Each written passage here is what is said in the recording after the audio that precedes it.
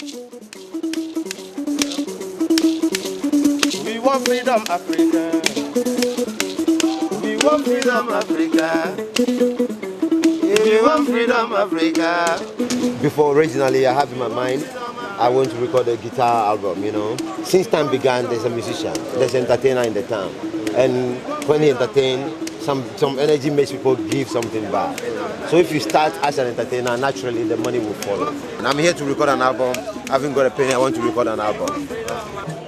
Play for me to hear, man. Yeah, I'm here with you, Papa. The rhythms of Africa, man. So it goes, you know. Africa is born with music. Yeah, in Africa we see music, you know, we don't hear, we see music in its full life colors. And you've come from Scotland to come? To record. You don't work? No, I don't work, but then this guy paid his own ticket to follow me. And you paid your ticket? Yes, and a lot of my friends gave me things like money to go ahead and record an album if I can. And there's a lot of girlfriends that want to sponsor me. Look, my brother, please, no, I'm telling you everything first. What I'm trying to tell you is I don't need a manager. Do I look like I need a manager? I work what I want, I say what I want. I believe one day he'll do it, but I can't keep funding it. But this is my last financial gamble because, yeah. I just smell of money that I haven't got. And it's my own fault for looking so rich and behaving so rich. I haven't been grateful for the money you guys have given me. You can't do nothing, you haven't got it yourselves, and it won't be fair for you to run debts because of me. But we want to keep working with you. I know, working is like, you're making a film. You're making a film, I want to do nothing but music. Found that I've got my granddad's gifts and I can read my future in casting bones. I believe that if I record a Graffiti song, I'm going to make money. You tell me if I record, the money doesn't come immediately. Which of us is saying it's helpful and which of us is saying it's helpful? This is real life here, brother. I know it's okay, if it's real life, if you're here to help me, then stop talking about guilt. Fuck you with your wasting money and dollars. I know your fucking influence over me. Fucking penny tonight.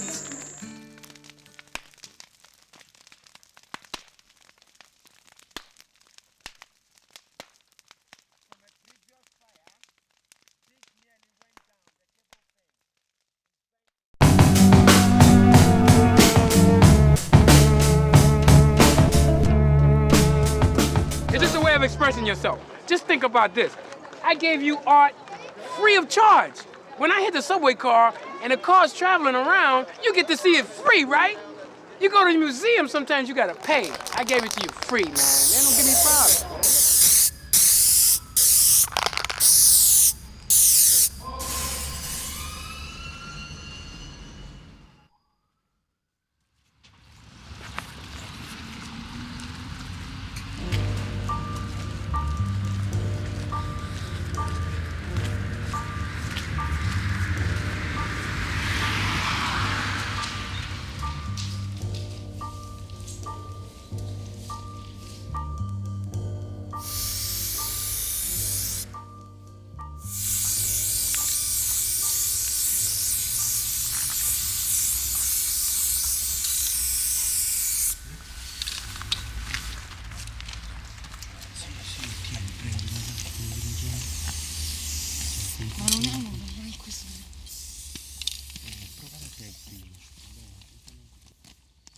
The whole mystique behind writing graffiti was bombing, getting up, or doing your pieces or whatever, and definitely getting over, you know, and having the cops, you know, wondering who the hell you were, or everybody else wondering who you were. And, you know, it was kind of like that whole masked man kind of thing.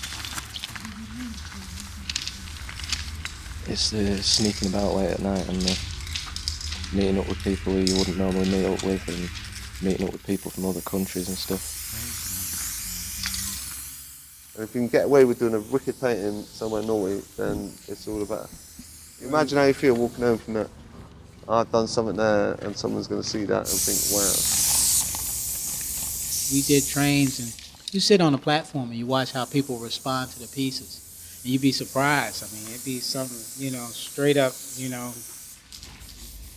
suit dude downtown, man. He's just looking at the piece and he's following it with his eyes like he's amazed. And I'm wondering if he's amazed that something that big came out, out of an illegal production, or how did these guys do it, or is he really liking the piece? That to me was like the driving element and getting your name up and having your name in all sorts of mad places.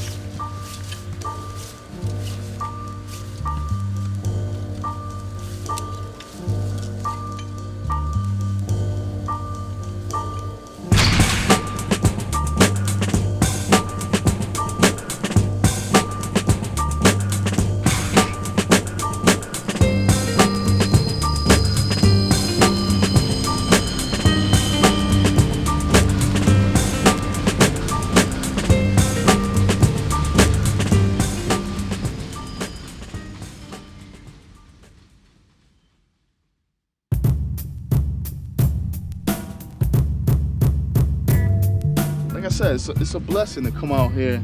I'm from Connecticut, traveling 16 hours just to paint a wall. If you tell some chick that, she'd be like, you fucking crazy. Something's wrong with you, you know what I mean? But to us writers, this is like the spot, Look at this wall, it's beautiful, it's nice, it's flat, it sucks the paint up. It's really cool that the city supports them like that, We had a wall, our city took it away, so we just killed the city. I seen St. Louis, it looks pretty clean to me, the city, and that might be maybe just because of this wall.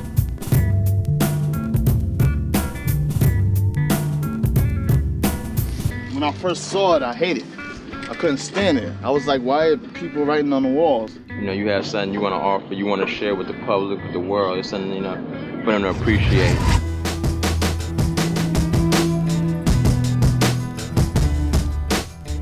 This is real cool because, this way, other writers that you heard about and, you see their work and you're probably interested in meeting them. You can meet them here. You can network with other writers, You can check out some of the other writers' work and learn to pick up techniques, not necessarily bite, but, pick up little stuff and you can improve your own work, Yeah, it's great. Going all over, just traveling, meeting people, having a good time. That's what's basically more it's about to me, just having a good time. I paint with anybody. Paint Louis actually originally started out as a pretty small local event. It was just a matter of writers locally calling each other up, getting a legal spot.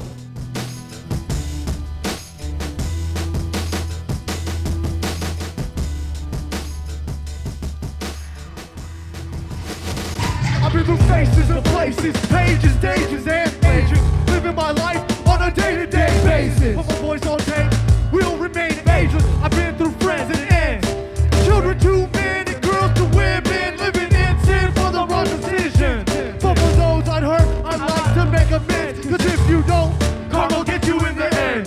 Time is a present, time is of the essence. Time is final, you can die with your title. When I got introduced to graffiti art, I just fell in love with it, and I don't know, I'm into hip hop music a lot, and it just blends in real well, so it's just a part of my life, I really can't explain it no other way than that. Well, just like with anything, when you're 15, when you're young, you're in your teens, you're like trying to find something to belong to, and this was just like, this was it. Fame is probably what people want, recognition. You come to a jam like this and you tell somebody who you are, and they go, oh, that's you, huh? Yeah, I seen your stuff, It kind of makes you feel, like you're a star to a certain point. I was kind of like a DJ, used to paint, became an MC, probably around 16. You see the bloody Valentines who be walking in my sleep. Well, I can't say we all do graffiti, but most of us, or some of us do in the group. And that's kind of like what the group is based on. It's like, when you look at graffiti and you're like, that looks dope, but what does it say? It's kind of like how our lyrics are. They're abstract. I definitely think when you're talking hip-hop, you can't not mention graffiti. It is a part of hip-hop. Well, in our crew, we got all 4 elements. We got b-boys, breakdancers, we got guys that flow, and we got mixers, plus we got graph. Like, basically, it's just a way to keep it real, because, to show that we're not, like, somebody that's just coming up from nowhere with just, like, just doing it because it's popular and shit.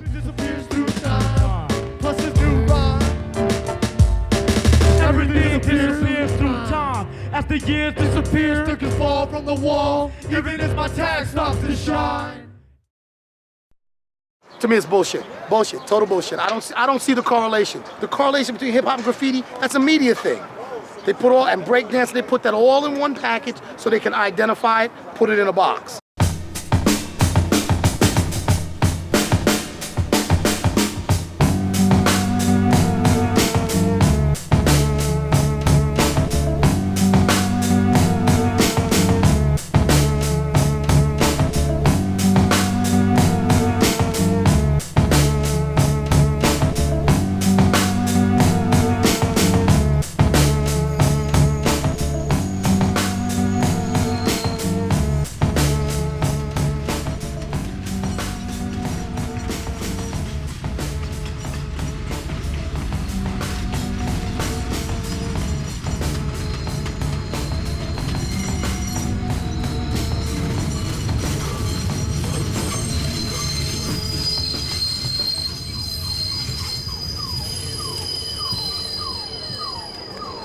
Oh, it's an honor, you know. It's like, wow, you know, it takes you back into time, you know.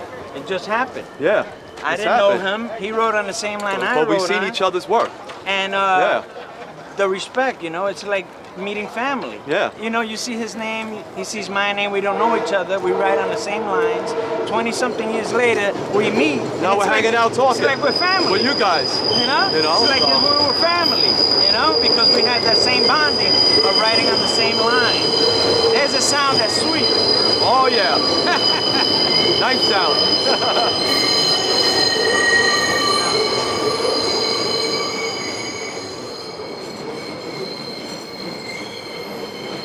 But if you've never hit a train and watched that shit go by, you're not a writer. You may be a graffiti artist, but you're not a writer. And we never really were. We were never really graffiti artists. We were writers. That's what we were, writers. One of my favorite slogans was, on the New York City transit system, was, have marker, will travel. If I got a marker, I'm gonna travel. And on a daily basis, I hit every stop on every line. One stop at a time. I love it, man. I started in '69, man. There was another guy out there. His name was Taki 183. Another guy from Washington Heights area. He was a Greek kid, and he started a little bit before I did. I hang out with Taki 183. I mean, he got to play for the first graffiti writer ever. He supposedly have started it. The reason why they said he started it is because Taki 183 was a messenger. And what he did was he would write his name on the elevators on the east side. All the writers from all the newspapers came from the east side. And rather than research the motherfucker, they could just say, there's a name. Who would know the difference? Just like real life. If they don't know, just write any old shit and just say it's this guy. But it just so happens the name clicked in. I tagged on your ass. You tagged on my ass. Here. Look. No, he's all right. I haven't seen him in 20-something years. Thank you. Anywhere, just not next to the legends, bro. Look down there. Yeah, he got the. Being a kid in New York, you kind of look at tags, and I started to put two and two together, and I realized that some of the names that I saw in certain places of the city were the same names in other places of the city. So I was kind of fascinated by the fact that the same name was in different places. We just started writing in the year of 69, 70. By 71, we started hitting freight trains. By 72, we started hitting E's and F trains, GGs. Then the 7 train, tagging the inside, motion tagging with like tic-tac, little tic-tac containers with felt inside of it with ink. I went to Baychester Lab and I did singlets on every car on the red trains, but some of the trains were still here and there. You could actually catch the old black ones where the paint would seep into the train. And I would put a singlet on every car and then sit on the train station the next day after cutting out of homeroom class. And then sit there all day just to wait to see my single hit go by. That was good stuff. Guys start realizing, okay, I gotta make my shit stand out because now a lot of motherfuckers are doing this shit. And then the singlet actually developed by coming a little bit larger and larger, and then someone actually put an outline very thin around it, and then we started calling it a masterpiece, which was stick letters. that's the status quo for a while until Super Cool 223 realizes that if you take the cap off of this stuff called Jif foam, which was like, what was it, carpet cleaner? Jif foam? He puts a Jif foam cap and he does a Super Cool, and it comes out this fat. The paint comes out of the can that fat. Once he does that, he actually takes the regular can and puts an outline around it. This is not the first time I ever went painting, but this is the first masterpiece I ever did on a subway train, and this is in 1972. Actually, if I hold it still enough, if you look at the background, you can see that's the first beginning of pieces because the other pieces are small, of the masterpieces, and on the rest of the car, all you see are single hits. So everything went from that point to this point to that point, and then this other name came along later and just made his a little bit bigger, and that's how masterpieces began and developed from single hits into that and expanded in 1972. One of our first pieces on the 3rd Avenue wall, layups, the Kings, Comet and Blade, the only true Kings. They're just gonna fade away again. You gotta put that in that cool. Yeah. Well, I remember this. We caught school. Yeah. We cut school at Evander Childs, with Robson Paint and Martin's Paint, and we bombed. In the daytime we did this, right in front of everybody on White Plains Road. Because we were the true Kings, and still are, 30 years later. Well, what Kings meant at the, even from the beginning, meant that your name got around most throughout the entire city. And it wasn't that you called yourself Kings, other people acknowledged you as King, because it was like, that guy's name is up. Anywhere you went, you saw that name, that means you were the man. From 1974 until 1982, Comet and I were the kings of the 2s and the 5 line. Undisputed. Every car, both sides. Thank you. Yeah.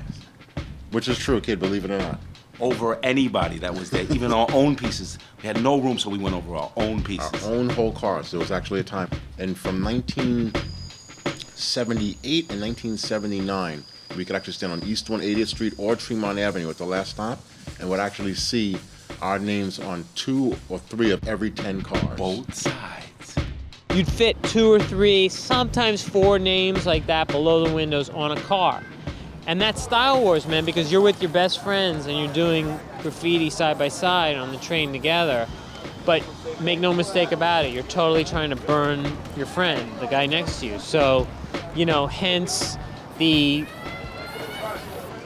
competitive nature of the style, the actual lettering itself became very important, particularly when style masters like Phase 2 and Riff 170 started to and Tracy 168 started to you could say, raise the stakes. I invented the overlapping 3D. Comet and I invented the Blockbuster, which is a duplicate of it on my wall behind me. Comet and I invented that in 1977. Another Blockbuster production. That's what we call them. So all of these guys out here, they're doing all this graffiti and they're making their money, but I'm the true legend. The true king of bubble letters. The one who started it all. Tell the guys there. Give him some props. Come on. I'll smoke my cigar while you can dictate. He, Phase 2, and Jester were the 3 people that invented bubble letters because it's already documented in See how the truth comes out. Right? Those are the 3 people that did bubble letters. The first I've ever seen. The beginning. The end.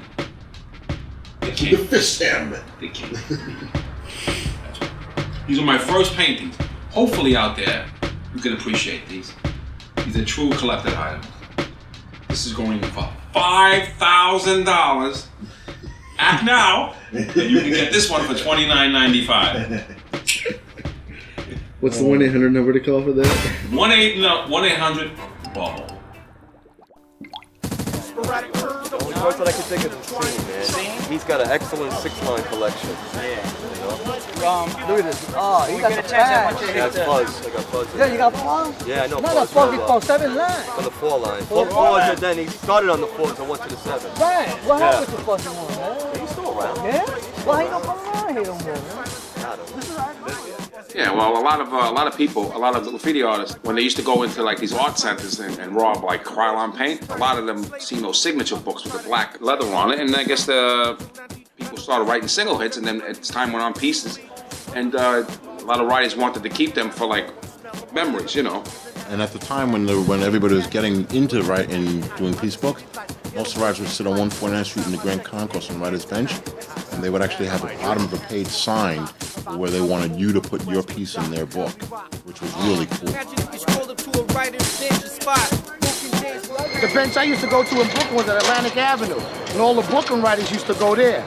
The first time I went there, I went with this guy, Part 2, the one who started me writing. You know, when you meet a writer, when you know a writer, when you see him back in those days, had ink stains on his sneakers, and they all stood at one bench. And, you know, we asked each other what we wrote, and when he asked me what I wrote, and I told him Fargo, he said, yeah, I've seen that around. Yo, that was it. I said to him, I'm getting up. And this place was a place that all the graffiti artists could go there to meet up, to talk about trains they're done, or talk about a beef that they had with another graffiti artist, or somebody that just beat down, or they stole their paint from, they stole their black book. So it was a place to meet up. So when we first got there, you know, we were like, wow, this place is hardcore. Wild style, you know what I mean? This is crazy.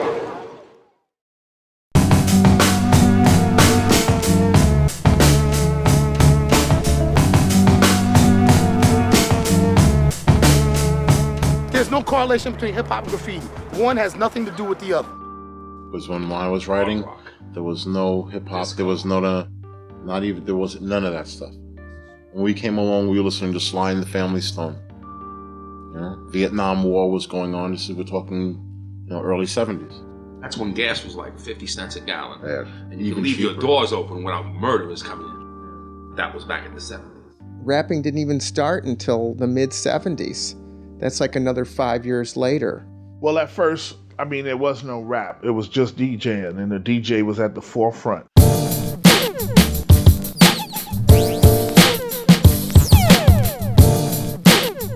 You know, say I grew up in the South Bronx, so like they were jamming around me in the parks. Like this is like some regular stuff. So it wasn't like you had to go to clubs to see it. It was just on the street. When people would go to parties, they would say, we going to a jam, or they jamming over on 100-something street in such and such a park. So they used to actually have people like Grandmaster Flash used to come out, Disco B, Company, and a lot of other crews. MCing really didn't come into play till like 75, I would say, really. And the media needed to coin a phrase from it. Well, what we know for a fact is that hip hop was created by a white academic. I don't know if he was going to NYU, but the person who wrote the book, Hip Hop, he created the concept out of the verbology that he was getting when he was interviewing people. Fab Five Freddy introduced me to Africa Bambaataa, and Africa Bambaataa told me that the name of the culture was hip-hop. And that's the first time I ever heard the word hip-hop in my life. Hip-hop was a word that was first coined by Keith Cowboy and made popular by Lovebug Starsky. It was like a bridge between what you were saying, like you saying a rhyme, and then you get to the end of it and you go into the hip, the hop, the hip, the hop, and don't stop. The first time it appears in print, as far as I know, is when I write my first article for the Village Voice on Africa Bambaataa.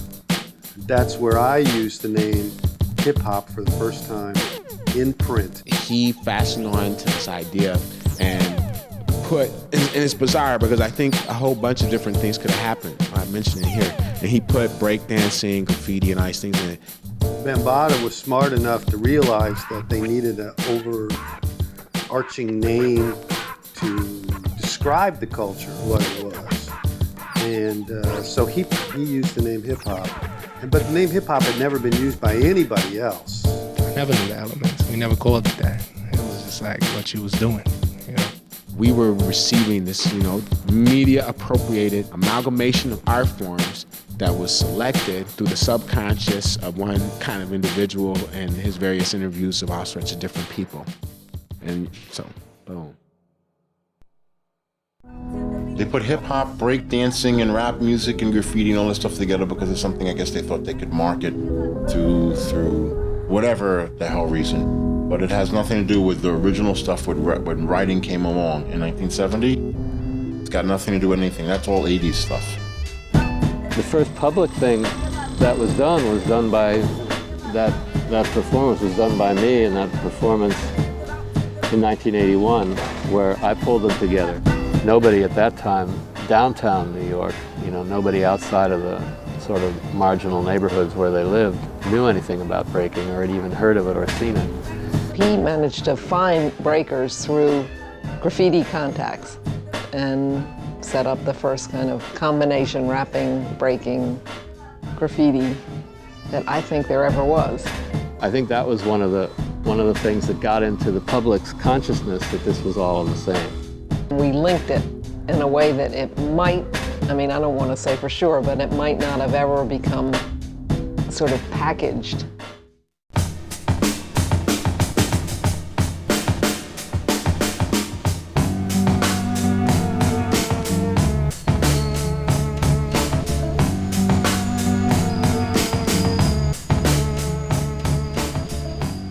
The minute they took it off of the trains in New York and we were forced to do walls is the minute that it went global and became a global art form.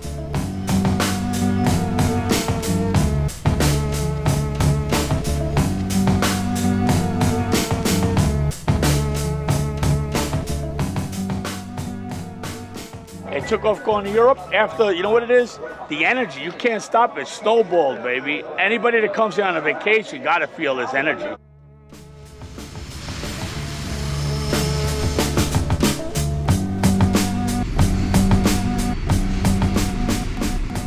That's what writing was all about, was getting your name from one part of the city to the other. And next thing you know, people in Japan know your name, and it's become a worldwide culture.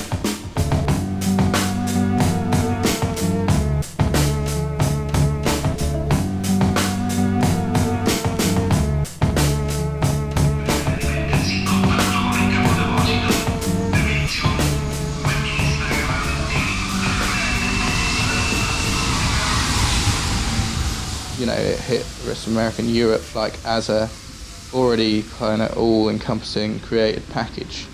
So that just drops on people's heads and they're like, what the fuck is this?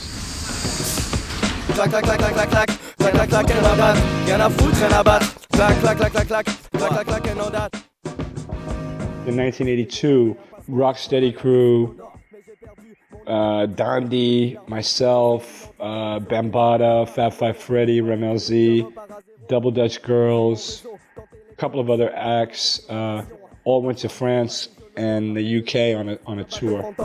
This is the first tour that was a New York City rap tour that came to France. And it came over from New York in that hip-hop breakdancing package that they sent over to us along with Futura and The Clash. And couldn't breakdance, so picked up a can of paint and started painting. And that was it. From that moment on, fucked for life. That was also the kind of beginning of, really everybody the beginning of the exportation of our, not exploit, but exportation of our culture.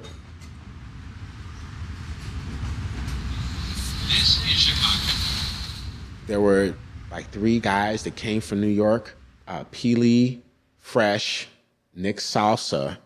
They came from New York with, concepts of graph and concepts of b-boyism that they were able to spread personally through the community. And simultaneous with this was, of course, the media onslaught that reached the youth, around the world that spread the whole ideal of hip hop. It was a very utopian kind of concept, utopian concept in an urban jungle. Primarily, a lot of us in Chicago either got it through these individuals that were people from New York, or we got it from the films. I didn't know about hip-hop and rap or all these things, or even the term graffiti. Then came the movie Wild Style, and then everything was much clearer to me. And Wild Style was the first one. I remember seeing Wild Style, and it was like, I knew about rap, and I knew about breaking, but it just opened up graffiti to me with Lee and Lady Pink and Zephyr, Fab Five Freddy, all those guys in there. Wild Style, the entire movie was about the movement. It was about the newest and most powerful movement that was happening of that day, and that was hip hop. guys got a hold of like videotapes, and then they like studied it, and they froze the frames and stuff, you know, and then they would like imitate the graffiti. What's interesting is that we emulated the ideology that was presented in a lot of those films, which was not truly representative of actual hip hop or even, you know, all these different art forms, you know, that were collected together. Wild Style is like a fantasy. It's not a documentary. Everything in Wild Style was made for the film. You know, it was to project an image, and people saw that image and they carried it forward and built on that. But that wasn't really happening. That was just happening for the film. I believe that Wild Style is the first time that all elements of hip hop were represented. Charlie Ahern, that made Wild Style, was responsible for the linkage of these various forms together. And so the hip hop that was created, I think, in many of these other towns and extensions was not truly a mirror image of what was happening in New York City. It was very much like a collective image of what these movies presented. Something else that had to come. It was Beat Street, the movie. Then I knew I was into hip hop. Everybody loves the real hip hop, let me hear you scream. When I see Beat Street, I remember, yes, this is the real hip hop, you know? I see the Rainbow Paint trains and I think, oh, it's incredible, you know? Maybe I can do this. They had kind of this kind of graffiti in there, but you know, it wasn't. It was all done by these cinema studio decorators. It's very important to pay attention to who writes what and, you know, who labels these things, because we didn't think about that when we were shorties. You know, it means something that Harry Belafonte produced Beat Street. Beat Street was garbage. Beat Street was some Hollywood person's idea of what hip-hop was, what was going on. And you know they had to add a whole lot of bullshit that was totally irrelevant to hip-hop. But yeah, I mean, that was so whack, but at the same time, it was still something else that you've seen, and like you were going to try and include some of that in or not, you know, like was up to you. What was really important was Style Wars. It was shown on television in 1988. And after this day, everybody starts to paint really. It was only when I saw Scene doing that piece, from when it was like a blank wall to like when it was going dark and completely finished. It was only like when I saw that I realised what it actually took to get it done. Like, when you look at movies like Style Wars, you really have the impression that they are taking part in all the different disciplines of hip-hop. People were like DJing, MCing, dancing, writing. I think in the movie Style Wars, you know, they say it best, where they say graffiti has its counterpart in breakdancing and MCing or rapping. You know, you're creating basically a multimedia triumvirate. It was a false lifestyle. It was a false culture we got, because we just got the whole package nicely wrapped again. You know, we got the breaking, we got the MCing, we got the DJing, and we got graffiti, and it was like, yeah, this is how it was. This is how it developed. You know, breakers kind of developed next to riders, and riders developed next to MCs and DJs, and that was, you know, that's bullshit. That's like 100% bullshit. You know, that we learned later on.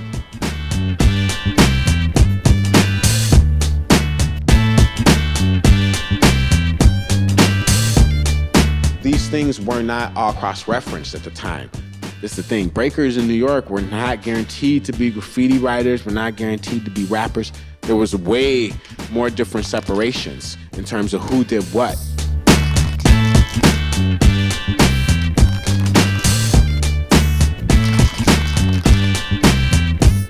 You know, when it came over, it was so new.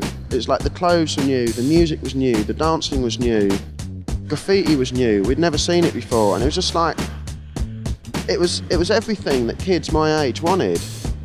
It was like, you know, your mates get together, break dance, paint graffiti, have a laugh, and go mad. When the culture kind of just landed that hard, I thought, well, you know, like, this has changed the lives of so many of these people who are hanging around here, like in Covent Garden, like totally into this. These people would never have met because there was no culture that could make of one place a kind of meeting ground for people from all sides of the city and even from outside.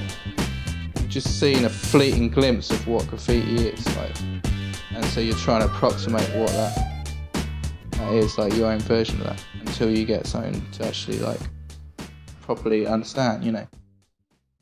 You know, I was still getting my graphic influence from, you know, Beach Street and Wild Style and stuff like that. And then I saw Subway Art, and then it's like, yeah. You know, I took the next level, and you kind of learn about throw-ups. You kind of try and do those, and then you kind of like learn about piecing and try and do those. The book was really what laid it out. How it was done and what were the tools and, you know, the different kinds of caps that you could put on a spray can, the different kinds of colors. As a result, it became sort of a Bible for kids who wanted to do it all around the world. And in Subway Art, then we saw that tagging was also a very important part in that culture, and that you could also develop a style, you could have something, you could speak, you could create, express yourself through tagging. So then we start tagging. You just saw that book and you just pored over it, you know, and you read the glossary and you boned up on the glossary and you boned up on who was painting and who was killing it, and you had your favourite riders in there and you discuss who your favourite riders were in there. And it just opened up some mad world that to this day I can look at things and think, how the hell did this start? The artists in New York were obviously, especially the ones who were in it, were very proud of it. Sometimes I feel bad that because I live on the Upper West Side, it was logical for me to photograph the twos and the ones. And those are the artists that, of course, I got to know. And meanwhile, out in Brooklyn and Queens, there were whole other sets of artists that I didn't photograph. For just convenience reasons, we ended up going a lot more to the Bronx than we did to go to Brooklyn. And I don't think I ever went taking pictures on the 7 line in Queens, so I missed a lot of that. Back in the days, it was so much of, oh, this is how it's got to look, like in a New York kind of idea. Yeah, all pieces needed to have kind of Vaughn Baudet characters. And it's only when there was this girl, this New Yorker, who was in Covent Garden, this is like late '84. I said, oh, is that your piece over there? That's really whack. And then I realized, shit, you know, like, perhaps I need to try and learn to do my own stuff.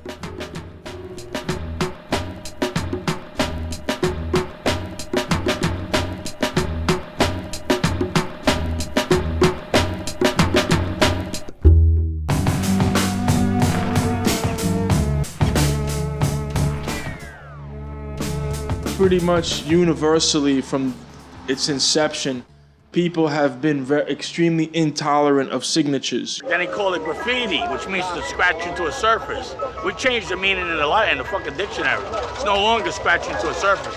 Now it's actually got some merit as art. Now they're gonna figure out how the fuck can we destroy it again. It's too powerful. It's crazy scary for them.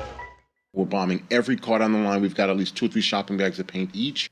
And these 2 cops show up in regular DT, you know, undercover clothes. They start shooting the guns off in the air, and me and Colin are running on the top of the trains to run, and we get to the end of the last car to train, and we actually jump off the top of the train down to the tracks and still kept hauling ass to get away from that situation. But then we went back the next day and then re-outlined all our pieces so it pulled out fresh Monday. Fuck the cops. Yes, gotta bomb and the pieces gotta pull out. They had the trains cleaned in '73, and then Mayor Beam came in and he took all the buff trains and painted them silver with a blue stripe. After that happened, everybody just went ballistic, bombing all the trains. Through the '70s, no matter how much they kept buffing, there are so many thousands of kids bombing. You know, that was the whole thing. Just there's so many there's just no way to keep up with it financially for the city's budget. It was like the ultimate cops and robbers, you know what I mean? Ultimate game of tag. The New York City subways, that was the shit, man. It was the best.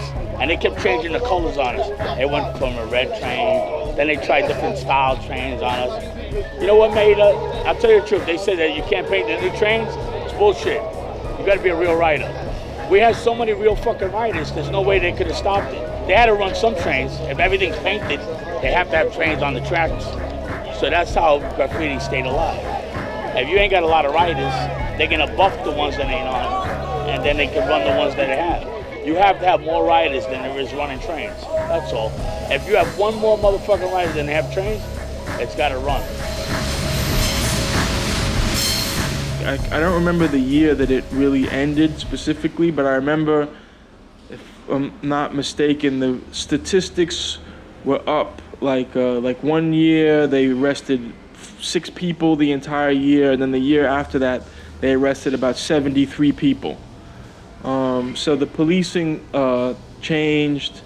I think that the fact that the security changed. A lot of people got older. People didn't want to take the risks. The laws changed. The last car I saw painted was like in '89, and I think there was a lot less people riding in '89 than it was in '79. I don't see it that much. And like I said, I don't hardly see graffiti that much on the streets that much, you know. I see a tag here and there, but it's not like in the old days when you had a fight to get a space, you know, when the whole New York City was covered with graffiti.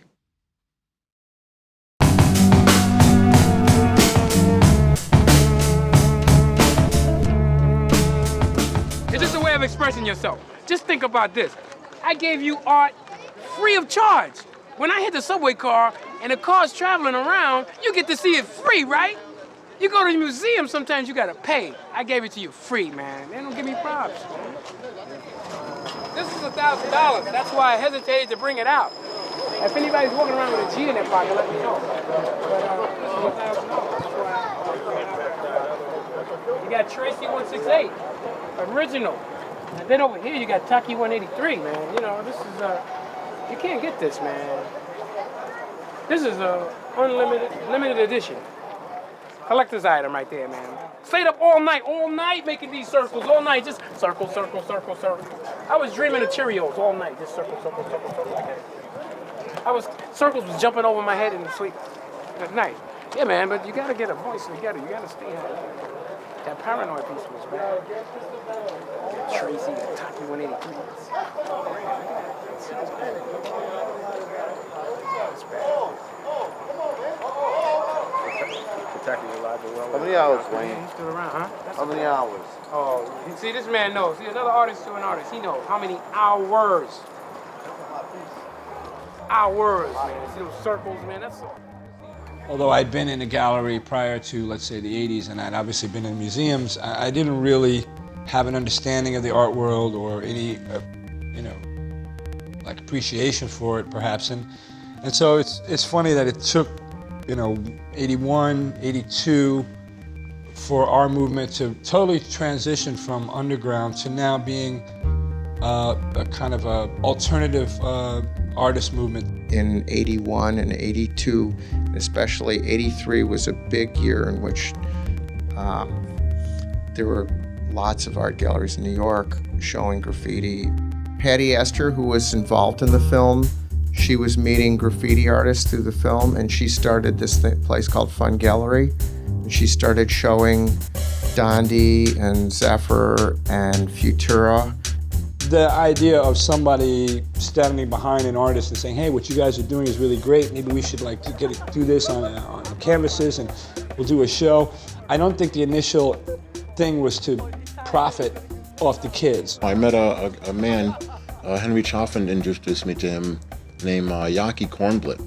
And he actually came and approached me and wanted to know if I could take the stuff from Subways and transpose it down to the size of canvas. And he thought that might be a marketable idea, and pretty much it caught on. I think everything started in 82, because there was a big show from many artists from New York, and the show was called Arte di Frontiera.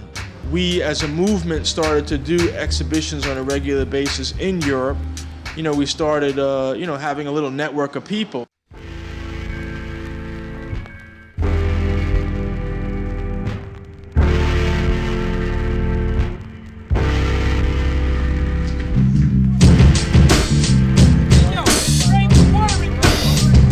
That changed because ultimately once the cat's out of the bag and we are doing an alternative show curated by Crash with various people in it, with sort of all the profits going to the artists, you have other galleries that started thinking, hey, well, this is this is hot right now, this is, we can sell this. And at the same time where they were trying to create certain writers into artists, into remarkable artists, they were also denying the ongoing onslaught of the culture, of the trains. The galleries are assholes. I hate them motherfuckers. They're like a plastic imitation, thieving fucking guys that can't draw, and they tell you what they think art is.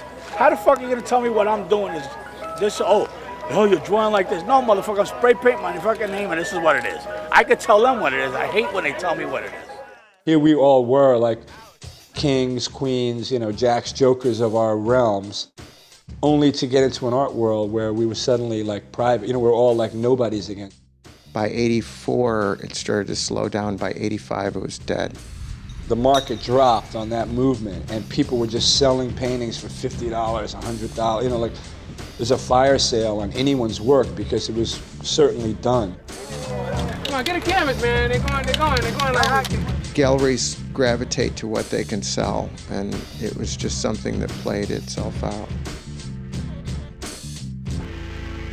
Graffiti is very particular because whatever people might say, it's a form of art, you have lots of different things and sometimes beautiful things that are made.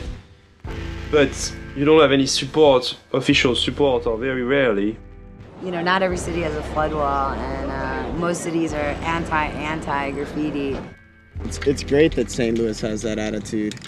It's probably, I guess it's like the only city in the U.S. that has that attitude right now.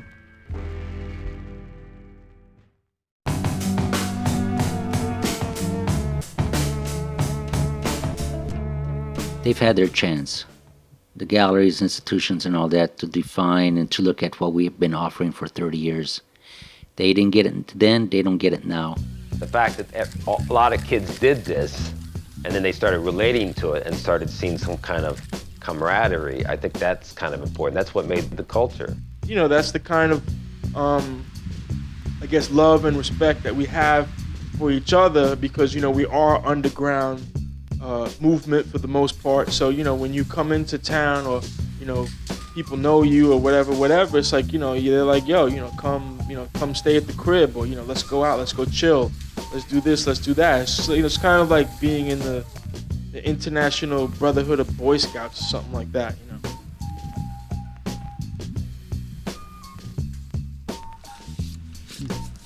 They've come up and have their own magazines, their own videos, their own television stations on cable. And in the future, we'll make our own museums, our own galleries, and make our own world. This is about us. It's not about, there's a big division between the generations.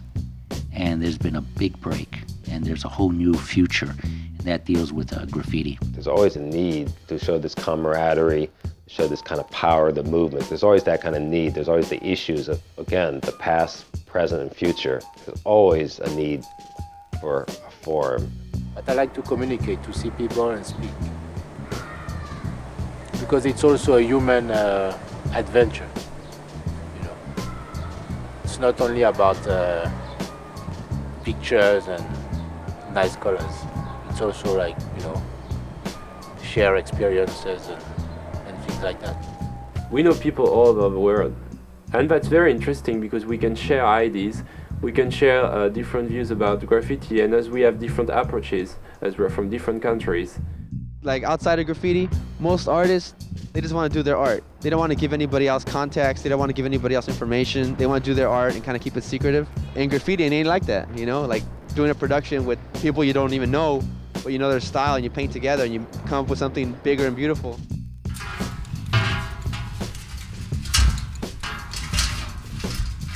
I love that about it. And it all just really comes back to the walls and to the painting.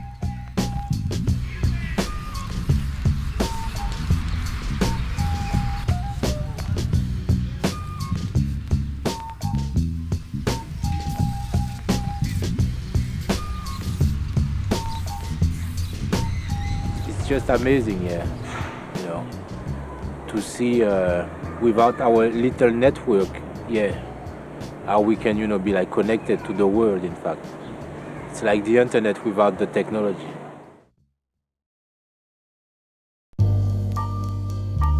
I look at it as inner city youth recreating, not only creating, but recreating their environments, the way they live, the way they communicate. Graffiti writers challenge societal legalities that need to be challenged, and if we would accept them and accept the fact that most graffiti writers are children whose creative expression was frustrated in this world, right? Creative expression was frustrated.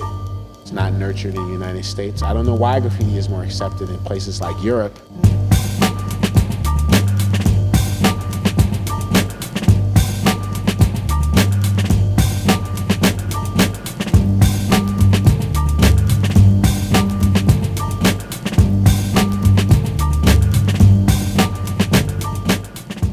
Because it gave us so much.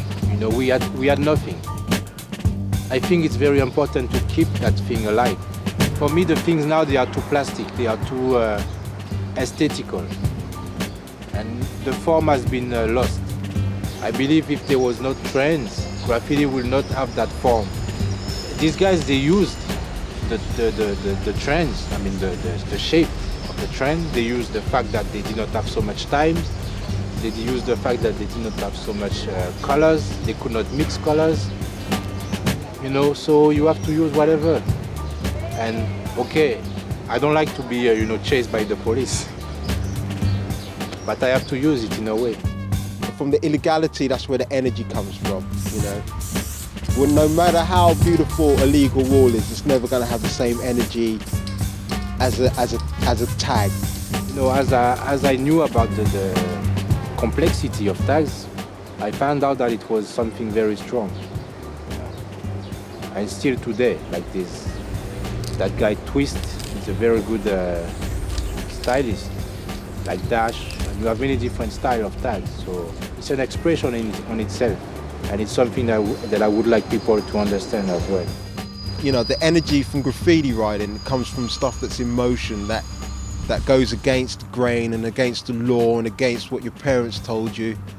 It's night missions, it's daytime missions, it's tagging on a packed subway train in front of commuters, It's dripping ink. It's ink dripping down from your overfilled homemade pen. That's the energy of graph, and that's something that just can't be replaced if you're sticking it in a gallery. So maybe that could be called vandalism, but vandalism as a positive, not a negative. As long as you still got that illegal aspect, where people are doing it just for love, got nothing to do with money. Paint every train on the transit veins, paint every wall in the hood, paint every heart, leave your mark on souls of the good. Replenish and never diminish till destiny's finished. Create what you please, do it all for free. Your monetary disease has no meaning to me. Weeds explode through the concrete overload. Whoa bro, speak forth not from what you do not know. Slap a cop, kill your television, kidnap your mayor, set forth your crews, rename our streets, our schools, increase joy, melt shame. Children heaven sent, independent of hateful mind frames. You'll let them bloom, give them room. Send the best teachers, plumbers and preachers, wisdom holders, movers and shakers to educate our breakers.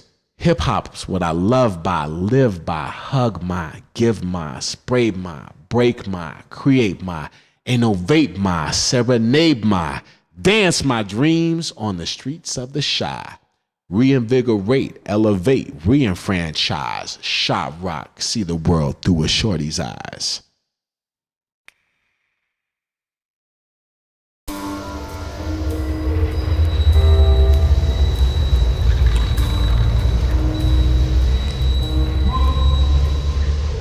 Sporadic curves, double lines as they intertwine. Sharp swords with the slice as we intend to present the world's most greatest gift. Graciously uplift, so run tell your family they were wrong. The duration of the style, arrows of ours will forever pierce armor, and anything to throw at us like rust on a boxcar. This travel far from a far off place in front of us. Now it stands silent as it rumbles through the night, as end to end creeps. A clean sweeps as we infiltrate like virus, call gatherings like Cyrus. In the middle of the day we spray slave fools who try to infiltrate, trade, death crown, villain, vigilante, vandalizing while I'm decorating your city visually. Under the influence while I'm behaving like an animal. The smell of Montana paint is an aphrodisiac. Is this maniac ready to attack? Getting high under city lights. Ghetto boys take flight. I just signed my second end tonight. At 6 Skill and Rock, we stopped and had a smoke in the top about how these fools on the west would jock. Cause we rock. All on the side, went downtown, ran into my man King 125.